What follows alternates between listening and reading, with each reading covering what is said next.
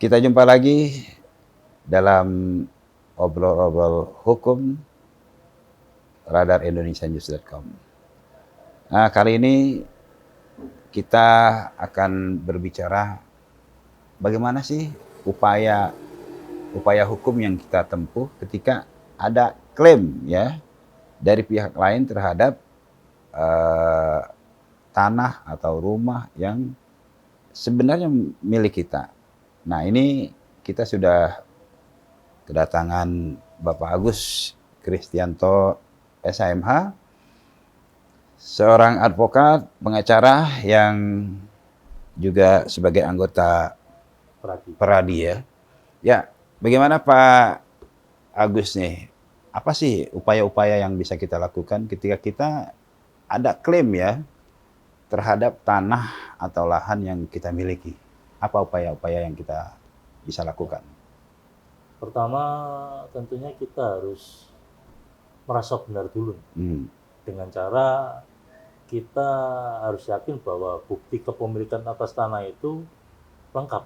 Nah, itu. Kemudian kita upayakan musyawarah terhadap pihak yang mengklaim tanah kita itu.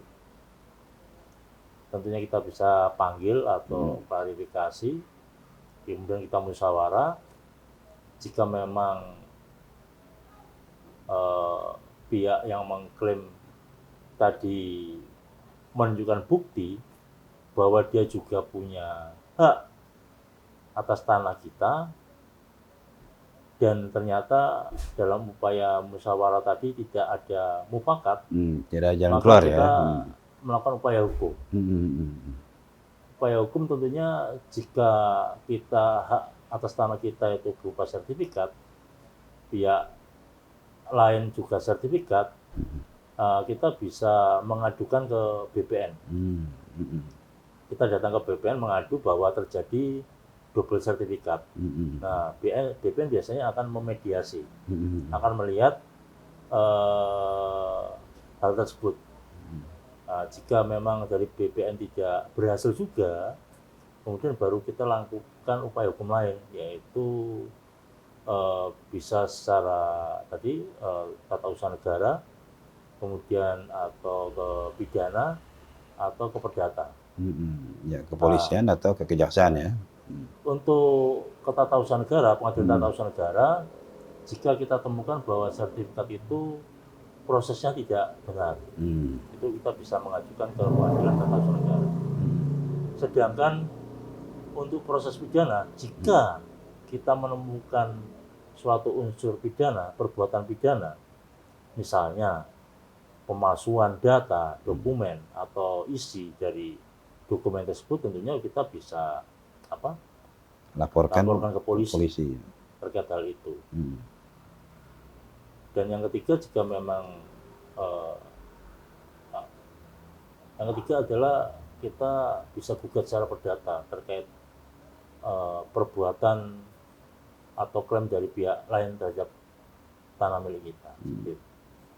Itu bisa kita lakukan ke kejaksaan atau kemana itu kalau perdata itu? Kalau perdata ke pengadilan. Pengadilan. Ya. Kalau pidana ke polisian ya.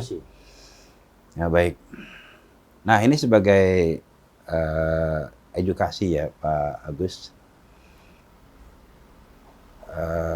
Ini semoga pemirsa dan audiens ini bisa memahami ya upaya-upaya hukum yang bisa kita tempuh ketika ada klaim ya terhadap tanah atau kepemilikan kita ya,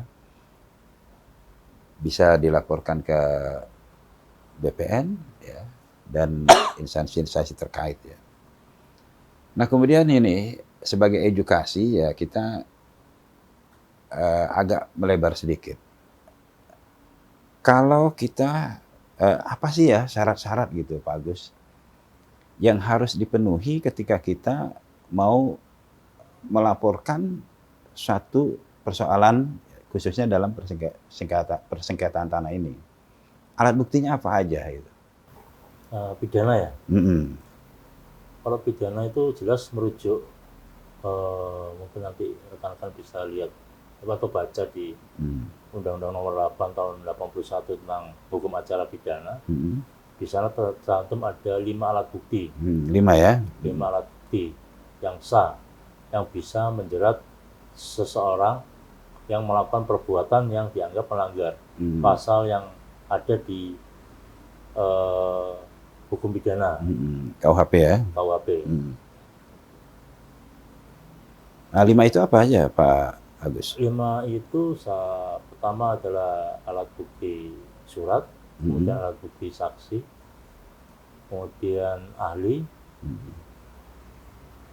alat bukti petunjuk, dan keterangan terdakwa.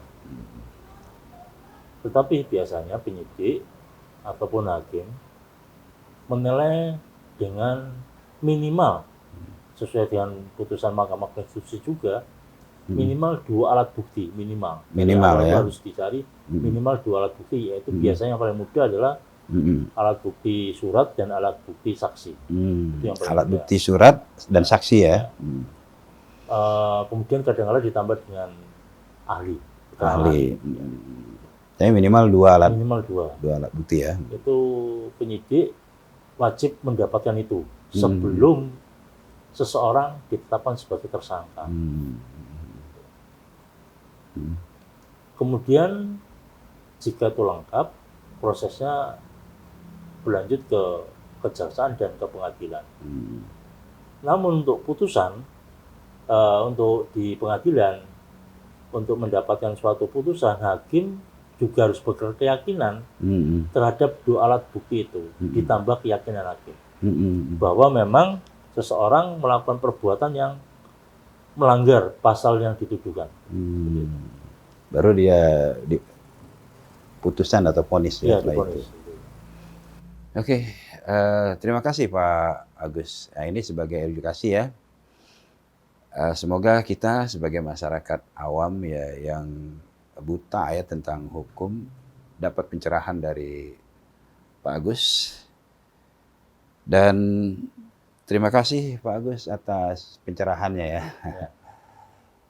Semoga ini bermanfaat buat kita semua, audiens obrol-obrol hukum Radar Indonesia News.com. Assalamualaikum warahmatullahi wabarakatuh.